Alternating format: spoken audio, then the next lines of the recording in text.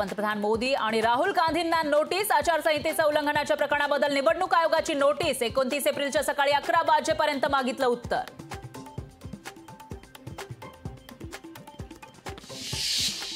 निवडणुकीच्या तिसऱ्या टप्प्यासाठी महायुतीच्या उमेदवारांनी केला अर्ज दाखल। संदीपान भुमरे, स्मिता वाघ, रक्षा खडसे, आढळराव पाटलांनी उमेदवारी अर्ज केला दाखल।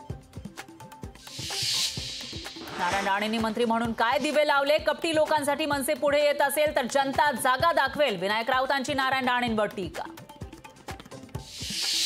सुनेत्रा पवारांसाठी मनसेनं कसली कंबर? उद्यापासून मनसे कार्यकर्ते सुरू करणार सुनेत्रा पवारांच्या प्रचाराला सुरुवात। आमच्या पहलवानाशी लढत द्यायला त्यांचा उमेदवार कमी पडतोय, त्यामुळे भाजपनं लिफाफा घेऊन दुसरा उमेदवार पाठवलाय। विशाल पाटलांच्या बंडखोरीवरून राऊतांचा भाजपवर हल्लाबोल।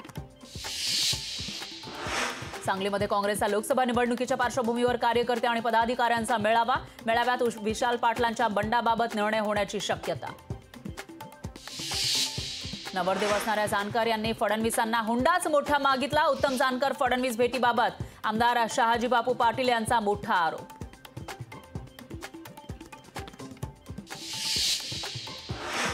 लोकसभेसाठी राष्ट्रवादी शरदचंद्र पवार पक्षाचा शपथनामा प्रसिद्ध। शासकीय नोकऱ्यांमध्ये महिलांना 50% आरक्षण, अग्निवीर योजना रद्द करण्याचं जाहीरनाम्यात आश्वासन।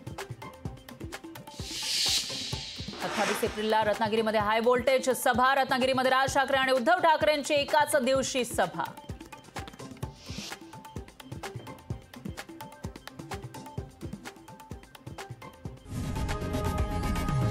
लोकशाही मराठी ऐका, पहा, जागरूक रहा।